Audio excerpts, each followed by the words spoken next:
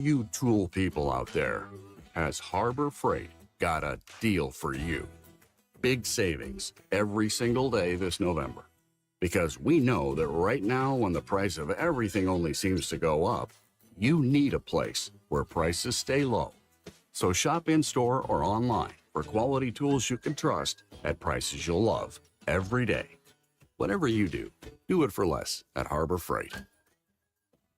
Your luxury BMW experience is closer than you think. Take advantage of exceptional savings at BMW of Atlantic City. Stop in and shop your favorite models, including the new BMW 2 Series, X3, and more. We're sure to have a vehicle that fits your needs. And with Acceleride, purchase your vehicle online and we'll deliver it directly to you. Looking to trade? We'll pay top dollar for your current vehicle. Experience luxury today at BMW of Atlantic City, closer than you think. In Egg Harbor Township, shop our complete inventory online at bmwatlanticcity.com. Home of the Philadelphia Eagles. Hey, Donovan, Sixers. bang, it's good. Ball game. And Flyers. Just in front of the net. 97.3 ESPN. WENJ. WENJ HD. Millville, Atlantic City. A Town Square media station serving all of South Jersey. This is Game Night with Josh Hennig. It's good. On 97.3 ESPN and the 97.3 ESPN free mobile app. And he's cool. Now live from inside the Ocean Casino Resort Studio. Here's Josh Hennig. Thursday edition of Game Night. We got a lot to get to. Flyers hockey tonight on 97.3, sorry, on Rock 104.1, but the Flyers are in the news with Matvei Michkov being a healthy scratch. Eagles' latest injury report is out. We will get into that this hour. Also, the latest around the NFL. So here's the lineup for tonight. Rob Maaddi from the Associated Press at 6:15. Flyers insider Kevin Durso at 6:40. And you guys can join the conversation throughout the evening at 6:09. 403-0973. Also, your DMs into the 97.3 ESPN mobile app. Yes, it is powered by First Bank of Sea Isle. So much to get to here. It's wild. So let's just kind of knock them all out in the next several minutes here.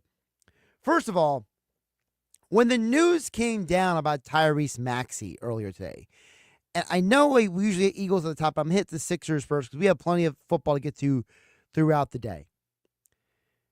I got to admit, I was not expecting this to be the news about Tyrese Maxey, but then Shams Charania of ESPN dropped this report. I want to say it was around 12 o'clock today is when I first saw this.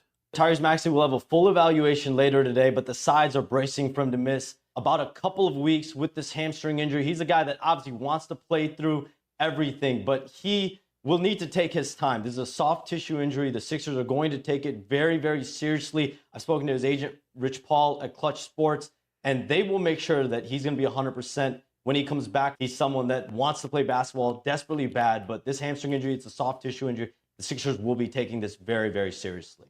So I think it's fair to say that you are not going to see Tyrese Maxey probably for the rest of November. We've discussed this because apparently the injury of 2024 is hamstring injuries, right? We've had multiple Eagles sustain hamstring injuries. Now a Sixers player. We've had baseball players sustain hamstring injuries this summer, right? It was Trey Turner was one of them. So apparently the it's trendy now to hurt your hamstring. Not sure why, but that's another conversation another day. But we know from everyone else's injuries that this is typically a 4 to 6 week recovery. All right. We know that A.J. Brown missed what was the equivalent of 4 weeks. We know that Dallas Goedert is going to have missed 4 weeks at this point, if he plays this Sunday. Jordan Mailata is going to miss at least 4 of that 5 games with his. And those guys, they are not playing the style of game that is basketball. So I'm going to assume Tyrese Maxey might need a little more time than those other guys. And it just makes you wonder,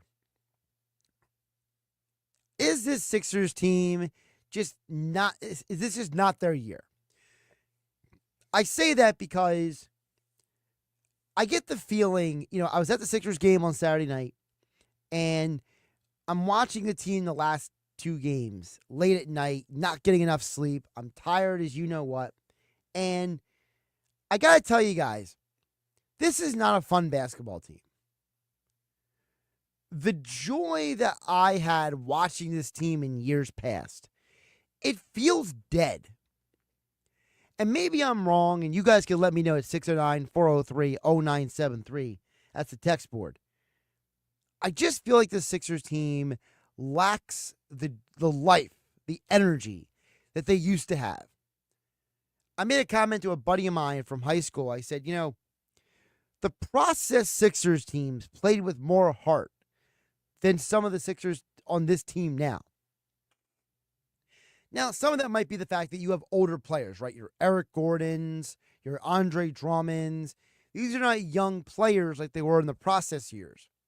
But maybe that was part of the miscalculation. Maybe part of the problem for the 76ers is the reality that you made the poor decision to go out there and build a roster full of guys who are closer to the end of their career than the beginning of their career. I'm not going to sit here and try to second guess every move the Sixers made this offseason because, frankly, I was okay with most of the moves they made. But I think that you built this team with the idea that you were building around 3 star players, Maxey, Paul George, and Joel Embiid. And now those 3 players will go through the equivalent of almost 2 months never playing a single game together on the floor. And you built a roster that was supposed to complement those 3 guys. And now we are all sitting here dumbfounded. I don't know what's wrong with this team. They're not healthy.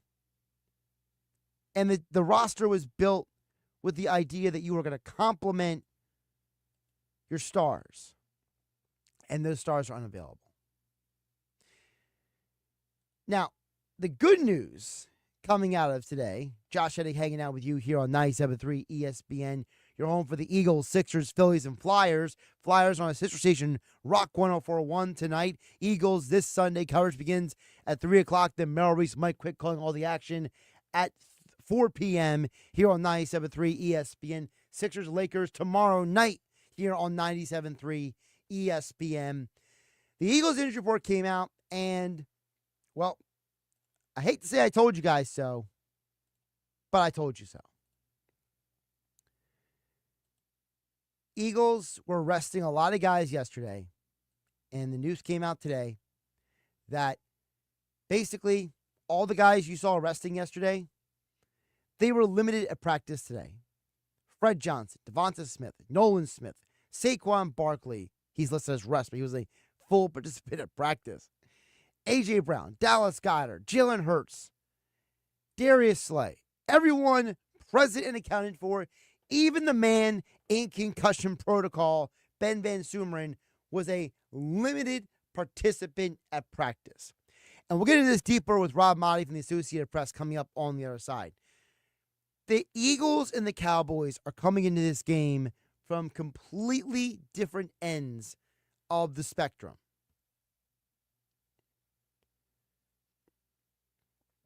The Eagles are actually getting healthier as they head into what is arguably the most important part of their season, and the Cowboys are just an absolute mess.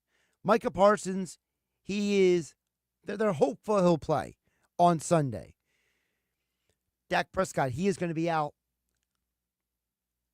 for probably more than 4 weeks, it looks like, because of the injury he sustained to his hamstring. Cowboys are a mess. Eagles are getting healthy. And it just goes to show you that you can't always judge a team by who they are on paper. All that and more coming up next. Rob Maaddi from the Associated Press on the other side. And then Matvei Michkov gets benched. Or is he? Our Flyers insider, Kevin Durso from 97.3 ESPN.com, joining us in 30 minutes. All that and more still to come I'm Josh Hennig here in the Ocean Casino Resort Studios on 97.3 ESPN. Wake up weekday mornings from 6 to 10 a.m. with Unsportsmanlike on 97.3 ESPN with Evan Cohen, Super Bowl champion Chris Canty, and Michelle Small. Can't wake up without it. Brought to you by the Gallery Bar Book and Games at Ocean Casino Resort in Atlantic City. Hey, Birds fans, it's about that time. Football season is back, and Boardwalk Honda is giving you the chance to score big. Stop in and take advantage of game-changing savings all month long. Shop our lineup of new pre-owned and certified pre-owned Hondas. We have something for everyone, and credit problems are no problem with over 25 financial lenders to get you approved and on the road to victory. Visit us in Egg Harbor Township or online at boardwalkhonda.com. And remember, from Maine to Miami, nobody beats a Boardwalk deal. The holidays are here at the Home Depot, so let's get to decorating. Find your perfect tree in our huge assortment of shapes, sizes, and styles. Like the easy-to-assemble Jackson Noble fir, with pre-lit branches perfect for styling with all your favorite ornaments. Or the Flock Starry Light Fraser fir, with over 1,900 pre-lit memory wire branches that keep their shape so it's ready right out of the box. Ooh. Find the perfect tree now at the Home Depot.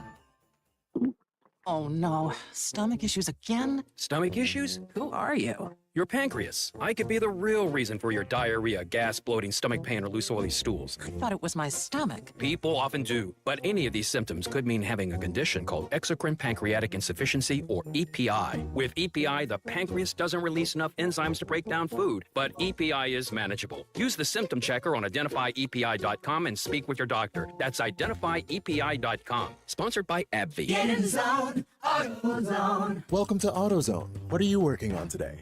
Getting ready for more rain and longer nights? We've got you. Right now, you can earn up to $25 in bonus rewards when you buy 2 Sylvania Silver Star Ultra bulbs and 2 Rain-X Quantum Elite wiper blades. More rewards and better visibility at America's #1 lighting destination, AutoZone. Get in the zone, AutoZone. Offer valid for AutoZone Rewards members. Restrictions apply. This is the Town Square, New Jersey Info and Weather Network. Progressive Insurance presents the Sports Flash on 97.3 ESPN.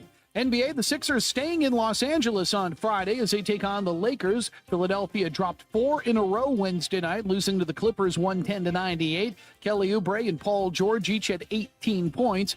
Center Joel Embiid, who's serving a 3-game suspension for shoving a columnist, is expected to make his season debut Tuesday night at home against the Knicks. The Flyers are in Tampa tonight as they continue their road trip facing the Lightning. Philadelphia has dropped back-to-back games after losing Tuesday night to the Carolina Hurricanes in Raleigh 6-4. The Eagles will be in Dallas Sunday, a Week 10 matchup with the Cowboys. Philadelphia riding a 4-game win streak at 6-2, a half game behind Washington in the NFC East with the second-best rushing offense in the NFL. Dallas 3-5, they've lost 3 in a row, and quarterback Dak Prescott is on the injured reserve with a hamstring injury, and they will start Cooper Rush at quarterback. I'm Tony Desiri, and that's your Sports Flash on 97.3 ESPN. Hey, Jen, I just stopped in to say hello, and oh my goodness, look how busy it is in here. How do you get all these customers? Yeah, this month has been a record breaker for us. For a long time, we had decent business coming in from word of mouth, but we weren't growing. Lately, though, a lot of new folks have been finding us online, and that's made all the difference. That's terrific, man. I wish I could figure out how to do that for my shop, but I have no idea where to start. Just do what I did. It's not as hard as you think. Go to mylocalcustomers.com to see exactly how many searches there are for businesses like yours. If you see that there are a good number of clients searching in our area, you'll also get some suggestions for the best way to get their attention. Do you think there are a lot of people searching for my business? There's only one way to find out. Go to mylocalcustomers.com. It's quick, easy, and free. Go to mylocalcustomers.com for a free local customer analysis that will show you how many customers are searching online for your type of business. It's quick, easy, and free. Visit mylocalcustomers.com. That's mylocalcustomers.com. Boy, we are really getting spoiled by this warm weather in November, aren't we? With your South Jersey weather forecast, I'm Joe Kelly. We'll roll into the night. We're seeing temperatures drop a little bit tonight. We're going to go down to about 44 with a clear sky, but back up into the 70s tomorrow. We'll have some sunshine, high temperature about 72. As of right now, looking forward, we currently have about a 50-50 shot of some rain, probably Sunday. That's your South Jersey weather forecast. Have a great evening. I'm Joe Kelly. Healthier starts here with Get Covered New Jersey. Get quality, affordable health coverage. 9 in 10 get financial help to lower costs, and many pay $10 a month or less. Enroll at getcovered.nj.gov. Hey, Eagle fans, this is Josh Hennig inviting you to join me this Sunday for our 97.3 ESPN Eagles Watch Party at Doyle's Poorhouse in Tuckerton. Come out for your chance to win a special commemorative Eagles football, Disney on Ice tickets, and other great prizes we will give away at halftime of the Eagles-Cowboys game. You must be present to win at Doyle's Poorhouse in Tuckerton. Come out to watch the Eagles play the Cowboys at 4 p.m. and win prizes this Sunday at Doyle's Poorhouse in Tuckerton. This is Game Night with Josh Hennig on 97.3 ESPN and the 97.3 ESPN free mobile app.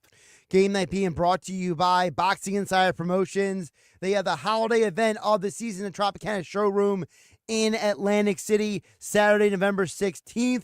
3 undefeated South Jersey fighters all on the same card. Atlantic City's Justin Figueroa, Absegami High School graduate Bruce Selden Jr., and Pleasantville's Francisco Cisco Kid Rodriguez, all undefeated, and of course, along with some of the top boxing prospects in America today, all in action. Get your tickets now at Ticketmaster.com for the boxing event of the holiday season, Saturday, November 16th at Tropicana Showroom in Atlantic City. All right, before we get checked back, text board a little bit later at 609-403-0973 as promised. Joining us, it's Rob Maaddi from the Associated Press here on 97.3 ESPN. Rob, my friend, welcome back in. How you doing today? What's going on, Josh? How are you? It's Cowboys week, though. It's lost its luster with no Dak. It has, and let's hit on that first because I'm glad you brought that up. You know, it's like the Eagles and Cowboys are going completely different directions, right? Yep. You know, the Cowboys opened the year, crushed the Browns, right? I mean, we were like, wow, look at the Cowboys. Now, 2 months later, Eagles have won 4 straight. They're fighting for the division lead. Cowboys can't get out of their own way, literally and figuratively. And now, I mean, I got to tell you, Rob, if I'm the Cowboys, I would shut Dak down for the year and just call it.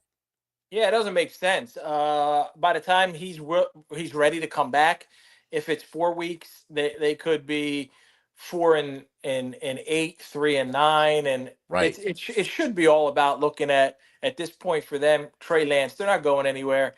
And I know that Jerry Jones wants to beat the Eagles and beat the Texans, so he's going to try and give it the best shot with Cooper Rush. But eventually, you want to see what Trey Lance has since he traded a 4th-round pick for him.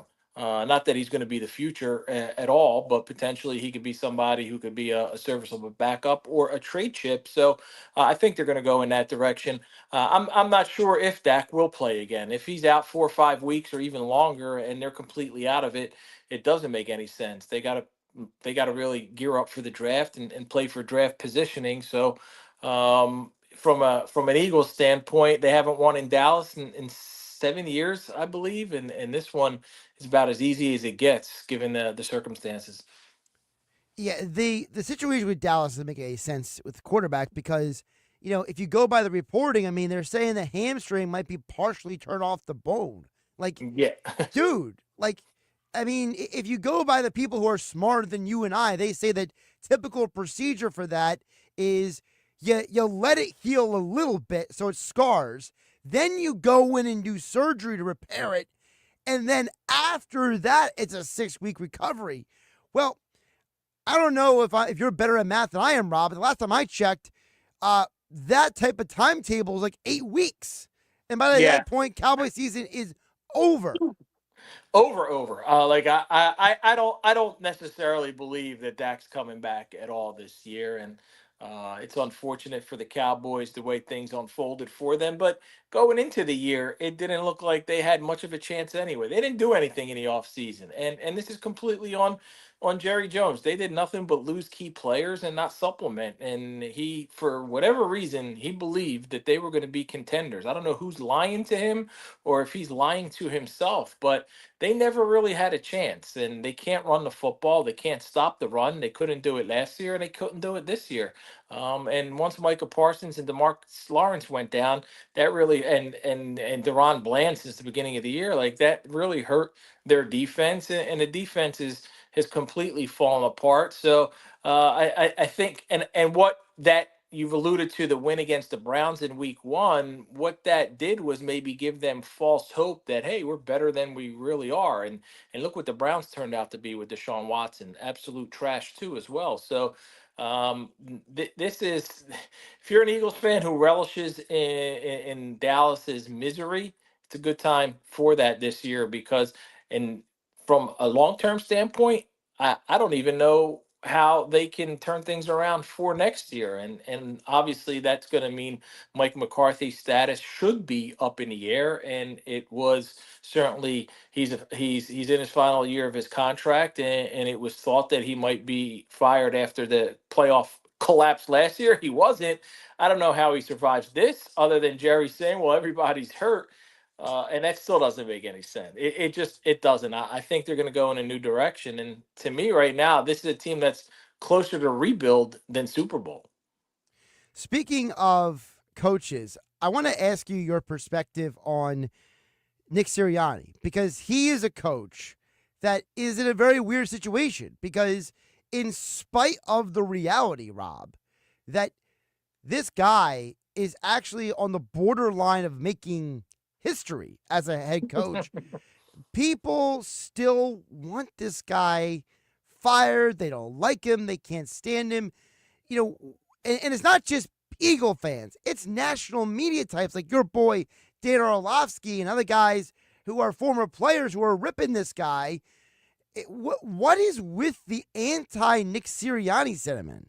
Oh, what did Dan say this week? He's against Nick too as well, man. I mean the guy's which audio cut you want me to play? I mean, he's got the 10th best winning percentage in NFL history, and only Jim Harbaugh has a better winning percentage among active coaches. So if a guy just does nothing but win, what the heck do people want from him? He wins. Isn't it about wins and losses? Does it have to be about style points? Does it have to be about how he conducts himself in a news conference, how he acts on the sidelines? And here's what I think is so overblown. When he goes for the 2-point conversions, if they make them, nobody cares. But they don't make them, so all of a sudden he left points on the table.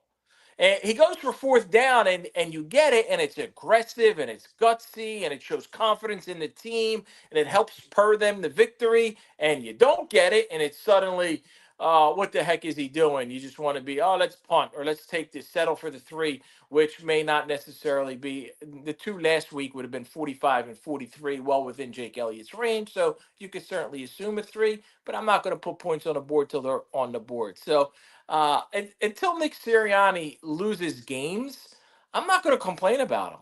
He wins. The Eagles win. His winning percentage is excellent.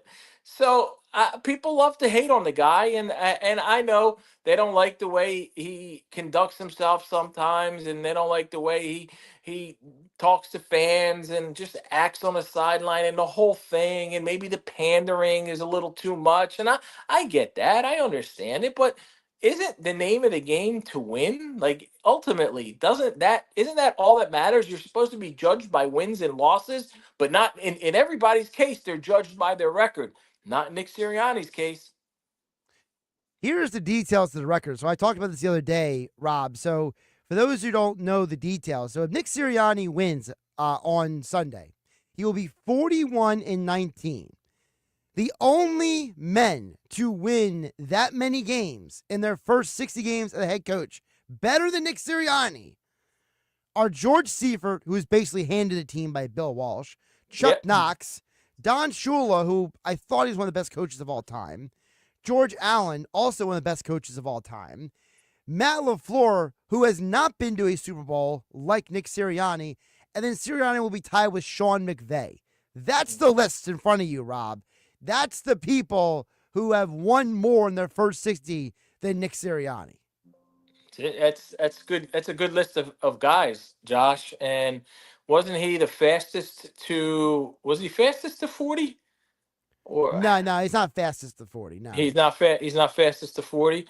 Or wherever those numbers should indicate the success that he's had. and he's had it. And outside of the 2-5 start or 3-6, whatever it was, 2-5, yeah. yeah, they were 2-5 at one point. Then I think they won. Then they lost. Whatever. And in his first season, they've been winning, and they keep winning football games, and they keep finding ways to do it. And sometimes it looks different. Sometimes they're throwing a ball.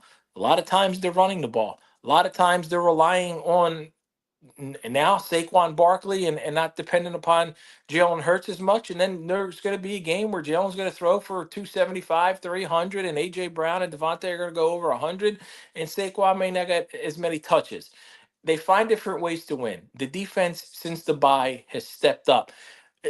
We talk about tackling in Philly, like that's always been an issue. And people like you go back to the Buddy Ryan era and the defenses and how people love that and the hard hitting and all. And sometimes tackling has been an issue. Not this year. I think they're doing a great job tackling on the defensive side. They're doing, and Nick obviously turns the defense over to Vic Fangio, but they've been great since the bye week. So this is a team that's kind of clicking in a lot of ways, and they've got a nice path, I think, to win the NFC East, and beyond that, compete for the NFC title. I don't know what's going to happen with Detroit. They're not better than the Lions right now, but the Lions are beatable, and a Nick Sirianni, Dan Campbell NFC Championship game might be phenomenal because you won't see anybody punt. They'll go for every fourth down. They'll go for every fourth down. There'll be some fake field goals or fake punts from the Lions, and there'll be some tush pushes and everything else from the Eagles. Like it should be a big time offensive game. Now the Eagles got to get there, and the Lions have to get there, but it's trending that way right now. I think the Commanders could lose this week. I picked them to lose this week to the Steelers and then bounce right back 4 days later on a road in Philly, can lose that one. And they could be sitting at 7-4 here real fast, while the Eagles could be up at 8-2 after the next 2 weeks. Talking from Rob Maaddi from the Associated Press, senior NFL writer here on 97.3 ESPN. By the way, it's interesting you mentioned the Lions because we brought this stat up the other day, Rob. So the Eagles have actually gone for it on fourth down more than the Lions have this year. But the Eagles are converting at 65%. Lions are converting at 58%. So the Eagles are going for it more, and they're getting it more. So, there's almost a part of you that's sitting there like, well, wait a minute. Doesn't that mean they should go for it even more if they're converting almost 2/3 the time? 68% on fourth 65. down. 65. That's phenomenal. That's an incredible percentage. And I think Dan Campbell is kind of Dan Campbell's 58%. He's trying it a little less, maybe because of what happened in the NFC title game. Maybe he's and also because they've been so good and they're scoring so many points, and they've been able to just like win games and be in position in situations where, hey, it's better off to punt or let's kick a field goal. We don't really need to go for it or challenge here on a fourth down that way. But that's a great stat, Josh, that Nick Sirianni is 65% on fourth down, which is an excellent ratio. Yet people are still going to keep harping on him. Every time you don't get one, you're going to get, what did he say? I got to wear the hat or whatever he said about it. Yeah, I got to wear it, he said. Yeah, he's got to wear the hat. He's also I think the comment that got everybody mad was when he alluded to having the let's say testicular fortitude to go for it, and people thought that he shouldn't feel like he has to be Doug Peterson or whatever. But I'm fine with it right now as long as they keep winning. I think the complaints should come if they start losing some games.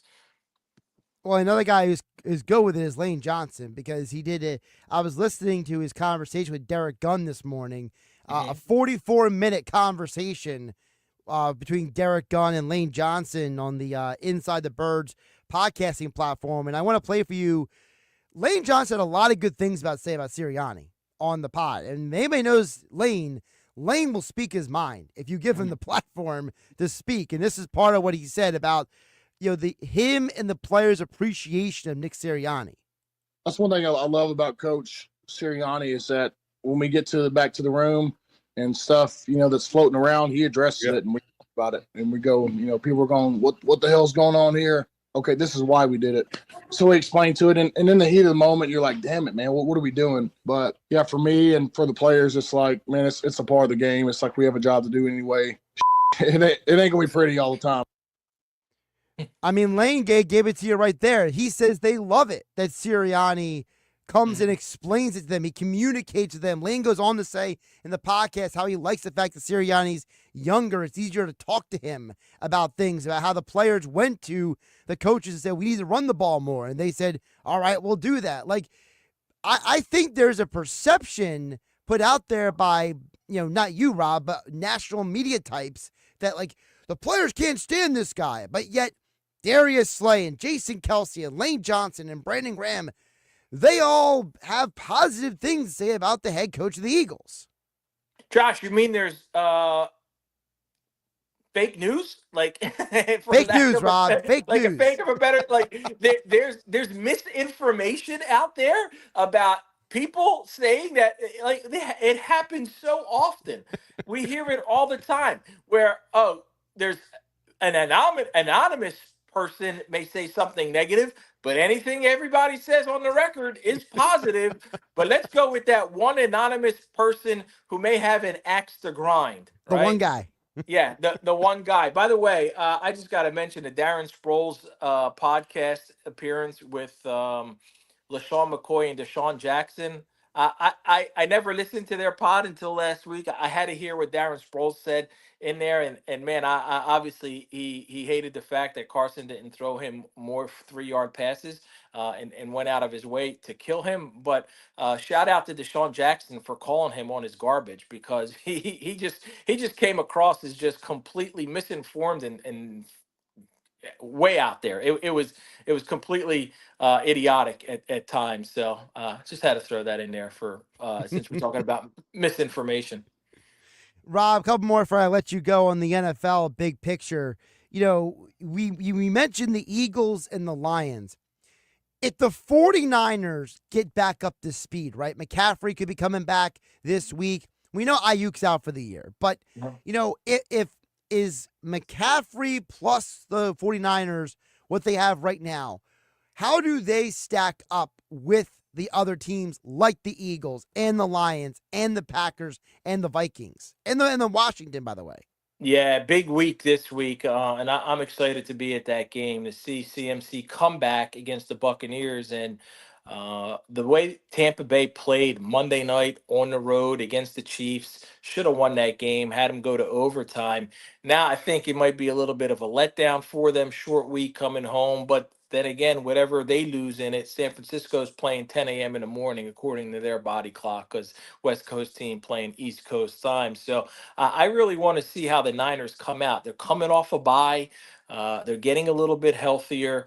McCaffrey's, the expectation is that he's going to play.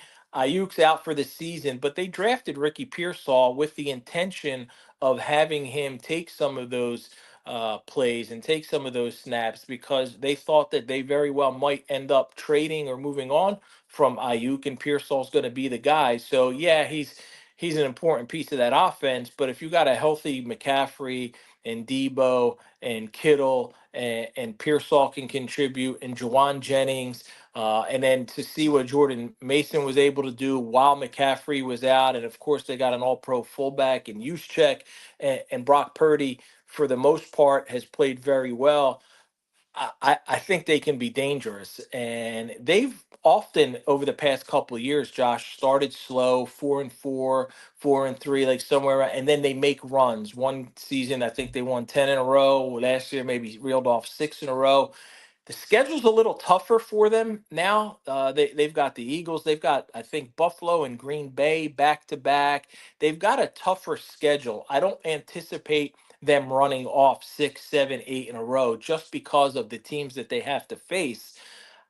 I don't anticipate them being a number 1 seed. I just don't think they can get there being 3 games behind the Lions with the schedule as difficult as it may be. So they're going to have to go on the road in the playoffs. But if they're healthy in the playoffs, That's a team, like you talk about teams that you don't want to face. Everybody says that come January. I think the Niners will be in that position. That's going to be a team that's tested, that's proven, that's had experience, that's been there, that's won, that's been able to win on the road at times. I wouldn't be too comfortable if I'm the Eagles, if I'm the Lions, whoever it is, Commanders playing the 49ers, even if you're at home in the playoffs.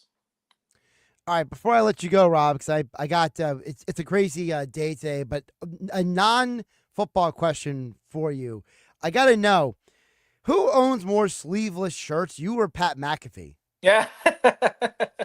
He lives in Indy. I live in the Tampa area. Like, I don't need sleeves. I don't know how he gets to he's got to be bundled up getting there. Well, they're not. The weather's not there yet in Indianapolis, right? I did hear him say the other day it was like 80 or something like that. But Right.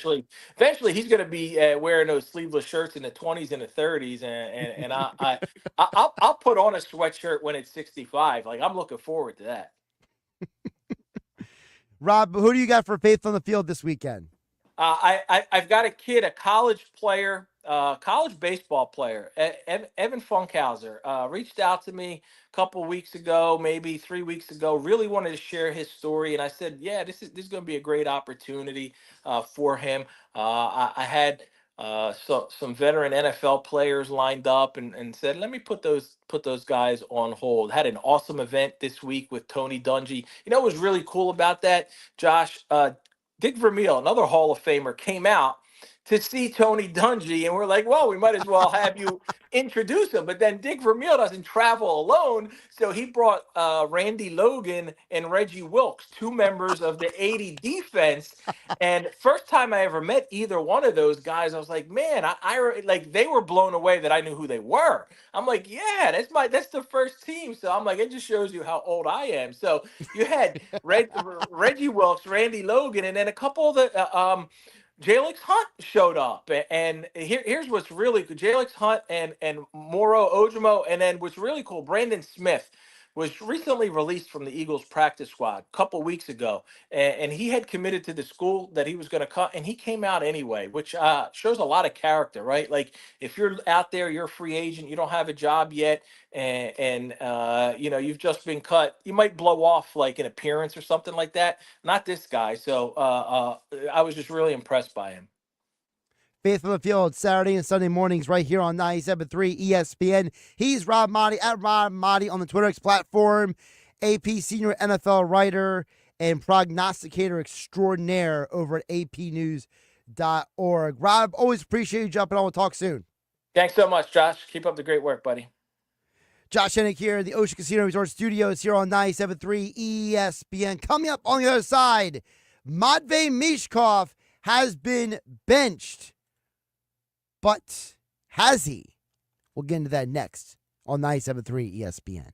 Ian Eagle here from Thursday Night Football on Westwood One. Devin McCourty and I will bring you AFC North action to start Week 10 when the Ravens host the Bengals. Both scored 41 points in huge wins last week. Now, Joe Burrow and Cincinnati hope to get back to 500 with a division win, while Lamar Jackson and Baltimore eye a move to 7-3. Join us on Thursday Night Football. Listen to Thursday Night Football. Coverage begins at 7:30 on 97.3 ESPN. It's hurricane season. Are you prepared? Don't get left in the dark. Calvi Electric, a certified Generac dealer, has you covered. From installation to maintenance, they're your go-to experts for Generac generators, ensuring your home stays powered through any storm. A Generac home standby generator will automatically restore power to your home during an outage, so your life goes on uninterrupted. Put your trust in Calvi Electric, the premier electrical contractor serving South Jersey for over 115 years. Visit calvielectric.com today or call 609-345-0151. Wendy's breakfast burrito has an entire breakfast in every bite. Fresh cracked eggs, seasoned potatoes, American cheese, cheese sauce, and sausage or bacon. So the first bite is like fresh cracked American cheese, bacon. And the second bite is like fresh cracked American cheese, bacon. And the third bite, you get the idea. The boss of breakfast burritos, gotta be Wendy's. Participating U.S. Wendy's during breakfast hours. Get in the zone, AutoZone. Welcome to AutoZone. What are you working on today? Getting ready for more rain and longer nights? We've got you right now. you can earn up to $25 in bonus rewards when you buy 2 Sylvania Silver Star Ultra bulbs and 2 Rain-X Quantum Elite wiper blades. More rewards and better visibility at America's #1 lighting destination, AutoZone. Get inside AutoZone. Offer valid for AutoZone Rewards members. Restrictions apply. The best call to make on game day is ordering catering from the Piccalilli Inn. For parties big or small, the Pick does it all. Your guests will be cheering for the Pick spin on football favorites like pulled pork nachos, cheesesteaks, burgers, and their award-winning buffalo wings, tails, and ears. Get your chicken wing fix on Route 206 at the Piccalilli Inn. Join the flock and follow the Pick on Facebook or at piccalilli.com for their Pick game specials. And be sure to pre-order to guarantee your spot in Sunday's lineup. Now, more Game Night with Josh Hennig on 97.3 ESPN and on the 97.3 ESPN free mobile app, powered by First Bank of Sea Isle City. So we've covered the Eagles, we've covered the Sixers today. Now we got to get to the Flyers, because actually the first story that came out today, before the Maxey news, before the Eagles injury report came out, it was the fact that Matvei Michkov, the rookie phenom for the Flyers, he has been healthy scratch, removed from the lineup. And a lot of people are saying out there, why are the Flyers benching their rookie? Well, my question is, are they benching him? Our Flyers insider Kevin Durso from 97.3 ESPN.com joins us now ahead of the Flyers game versus the Tampa Bay Lightning tonight. Of course, you hear the game on our sister station, Rock 104.1 and the Rock 104.1 app. Kevin, how you doing today with all of the Michkov mania? Yeah, it's been a day to say the least, hasn't it? You know, it's between the Matvei Michkov being a healthy scratch for the first time in his NHL career, and now just within the last hour, the news that Alexei Kolosov is day-to-day with a lower body injury, so he's not playing tonight either. Yeah, of course. It's been a day. Yeah, of course. Exactly. So, first of all, explain to folks, because you and I talked on Tuesday, and one of the part of our conversation on Tuesday was about clarifying what happened last Thursday. So now, Kevin, I'm going to ask you to clarify what happened on Tuesday that led to today. Well, so I think this is a buildup, and Michkov's kind of the big part of this for Michkov is that it goes back to Thursday, really. I think because it's kind of so close together, it happens Thursday, it happens Tuesday, you start to bridge these things together, and it leads into that decision. When we talked on Tuesday, I mentioned because of the Thursday situation that he gets sat down for a few shifts, the idea was at least floated at a practice that John Tortorella said it may come to this at some point. Like he may have to sit out a few games. It's part, that would be part of the process. And that's what Tortorella basically said again today. I think the interesting part of it is that you add in the Tuesday portion of this. He really doesn't play much in the last 10 minutes of the third period, holds for one power play opportunity. And I think that was about it. Other than that, he really doesn't play.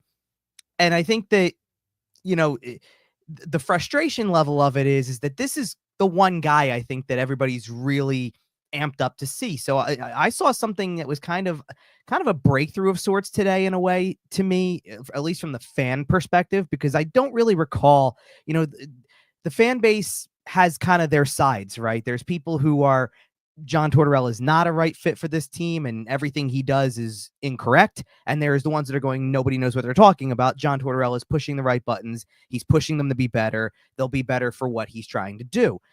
And I think that the big factor here is that as I was actually just texting people recently about this also, because it's been like the talk of the town, obviously, if you're dealing with Flyer stuff today. I think that the way that everybody's reacting would be different if Michkov had hit a wall, kind of like he has in the last several games, and the team's doing well on top of it. They're winning games without his contributions. Right. You have, this guy's playing well, like Travis Konechny had a 4-point game on Tuesday. If we factored in Konechny, Morgan Frost has had 3 points in his last 2 games. Owen Tippett's done this. Bobby Brink has done this. Then it starts to become easy to see how Michkov gets possibly a game off just to reset. And I don't think there's any thought to it. But everybody woke up the other day after they lost to Carolina, and the team was in 32nd place out of 32 teams in the league. So I think at that point, most people just look at the situation and say, look at where you are as a team. What are you trying to accomplish by sitting him out and thinking that means you're putting, because it's a contradictory sort of act, isn't it? Like he doesn't learn anything by not playing per se. Like, he can learn from playing, obviously, and that's the way a lot of people think. And then you're also sitting there going, if the entire message is, at least from a coaching perspective, is, well, we're not trying to lose games, we're still trying to win, we want to be competitive, then how do you ice a team where your second leading scorer is not in the lineup? And I think what it really comes down to is his 5-on-5 play more than anything. It's the turnovers. It's things that he can correct over time that I think are part of hitting the rookie wall, and just kind of piled up and forced John Tortorella to make kind of a call on, is this the right time to do it? It could have probably happened right after, he could have been scratched for the Boston game last Saturday after being benched for part of the first period against St. Louis. It didn't happen then. And I think some of the injuries going on are part of that. So now that they've got some things sorted out, they made a call up with Anthony Richard. You've got the bodies now, and you can kind of make this decision and use this as a teaching moment. But this is, for people who don't, because I was listening to the Sports Bash earlier. So if you don't want to hear that this is good for his development or whatever, this is Development 101 from John Tortorella. If you were taking the course on development from his perspective, that's for sure. Well, the other thing is, Kevin, you talk about development, but in other sports that are not football, because football is only 16, 17 weeks, in baseball, in basketball, almost nobody plays every day. Almost nobody plays every game. And especially in baseball, I mean, I can't count you the number of times that I'd be sitting here on 97.3 ESPN behind this microphone, and I have somebody texting in, why are they sitting Bryson Stott? Why are they sitting Johan Rojas? Fill in the blank young player. To me, I don't see a difference between sitting a guy during a 162-game baseball season and giving a guy, a sneaker day, we'll call it, in hockey. Basically saying, look, take a day off, watch the ice, absorb, and come back better.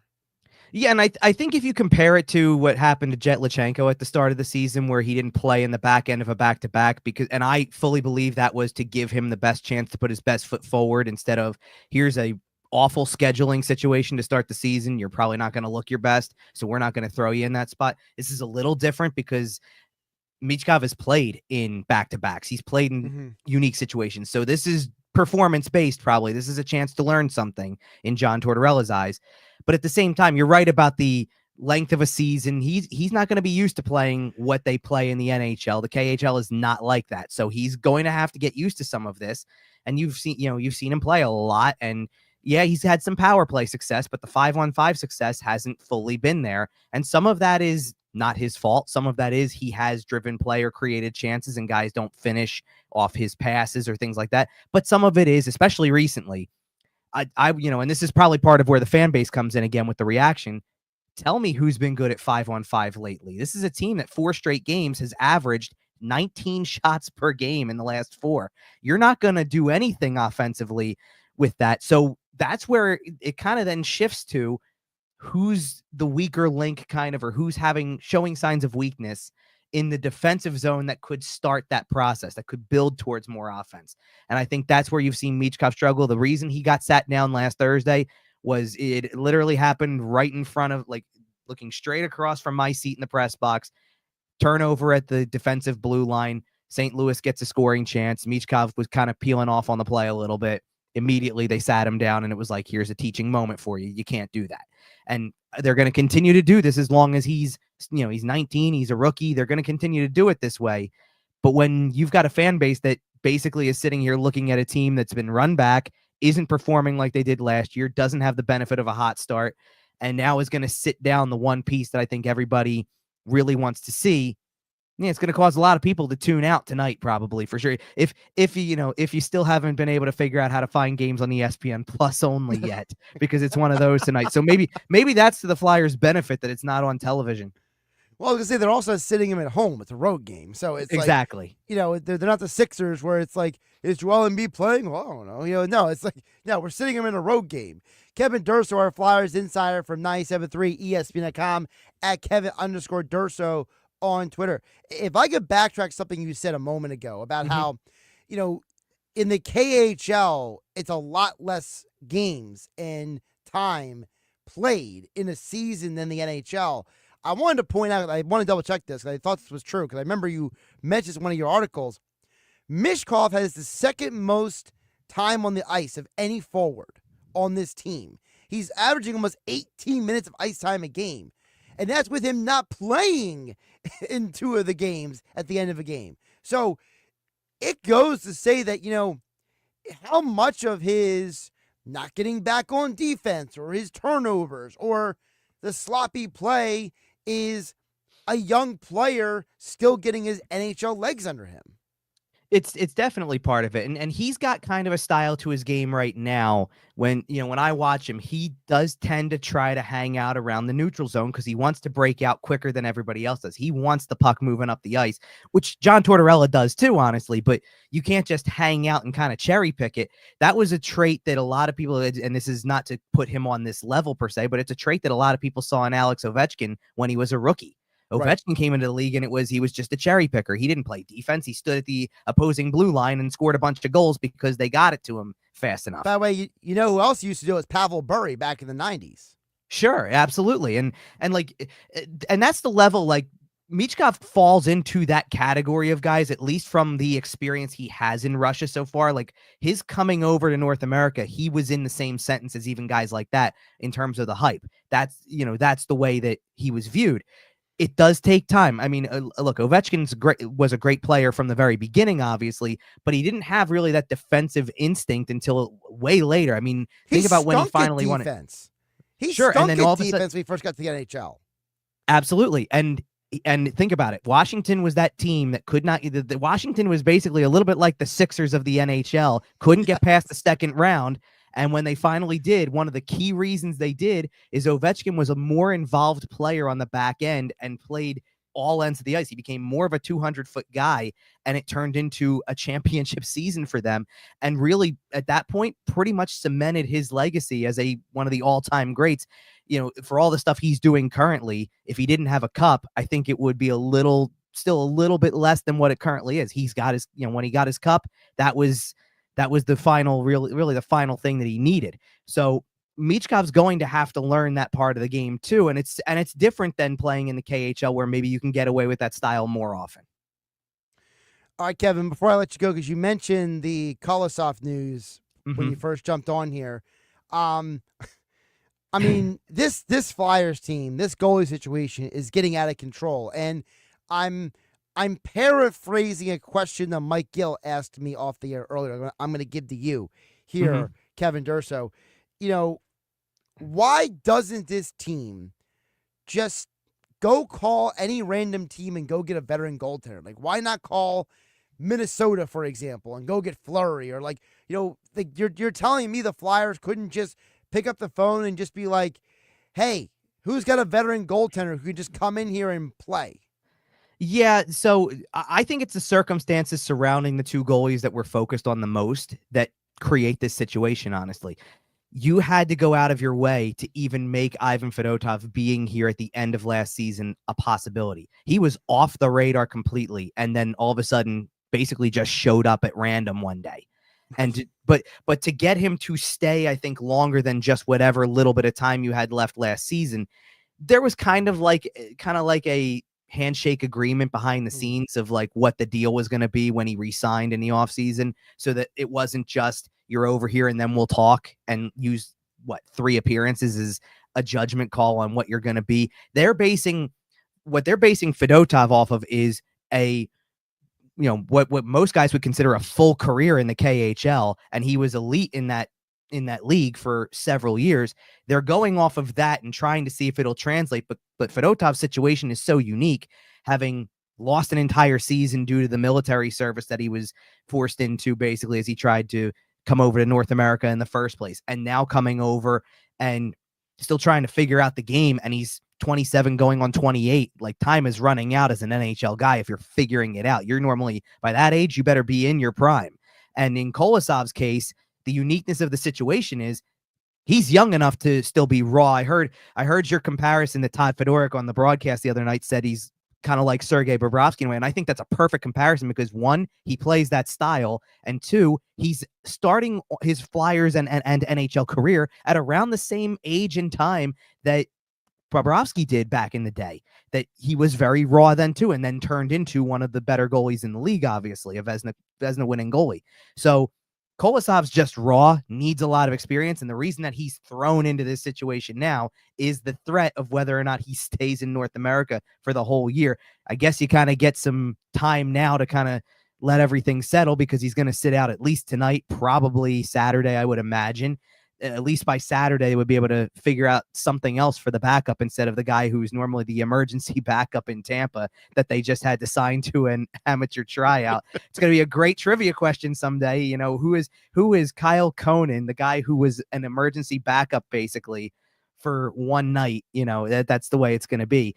But Kolosov, I think, has a little more rope because of the age, because he's so raw. And I think the reason you keep throwing him out there, despite some of the numbers and the performance, is because you don't have much of a choice. You could make this whole thing go sour a la Cutter Gauthier in a way, where now next thing you know, he's asking for a trade because you're not playing him at that level. He thinks he's ready for the NHL. He's probably not, but if he thinks he's ready and you don't have anybody else who's playing well enough to take the spot, you're going to try it. And that's where they are right now. And it's a sticky situation. Maybe it's helping their cause for the short-term future, because if they're going to finish close to the bottom of the standings, having goaltending like this isn't going to hurt you in terms of how many points you get, but it is a situation nonetheless. He's Kevin Durso, our Flyers insider. Check out all of his coverage at 97.3 ESPN.com. Follow him for all the latest news at Kevin_Durso. And, of course, the Flyer Files each week is the podcast. Kevin, appreciate you jumping on. Hopefully we won't have to see Kyle Conan come in tonight, or that'll create a whole nother level of a controversy. Yeah, absolutely. Sounds good. Thanks, Josh. And, of course, don't forget Flyers on our sister station, Rock 104.1, and the Rock 104.1 mobile app. Tonight on 97.3 ESPN, Bengals, Ravens. I do like the over in this game. Mike Gill gave that pick out earlier on the Sports Bash. I tend to agree with that.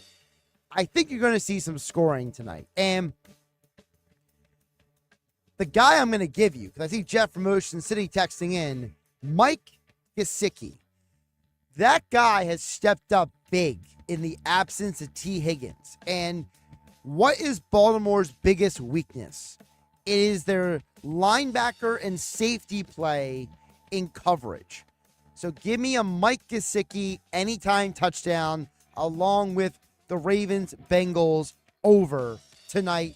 Coverage again at 7:30 at Bengals and Ravens right here on 97.3 ESPN FM. And of course, you can listen to the game on the 97.3 ESPN mobile app powered by First Bank of Seattle. I'm Josh Hennig. Have a great night, everybody. Hi, this is Billy Schwein from the Locker Room. Join me, Mr. Everything, Josh Hennig, and former Kansas City Chiefs wide receiver Dave Clemick as we broadcast live from La Scala's Beach House in Brigantine for our Eagles pregame show. It's Dallas week, so come to La Scala's and cheer on the Birds. La Scala's Beach House is Eagles headquarters to watch the game while enjoying their famous pizza, their daily specials, and their game day menu. It's the Locker Room with Billy Schwein, Sunday morning from 10 a.m. to noon for our Eagles pregame show live at La Scala's Beach House in Brigantine on 97.3 ESPN. Is your home ready for the season? Worried about rooms that just won't stay warm this winter? Call Jenkins Plumbing and Heating today to ask about a new energy-efficient system from American Standard Heating and Air Conditioning or a Mitsubishi Douglas system. With generous financing options through South Jersey Gas or Atlantic City Electric, plus additional savings through rebates from your local utility companies. Upgrading your system could also help lower your utility bills. Call Jenkins today or visit jenkinsandsons.com.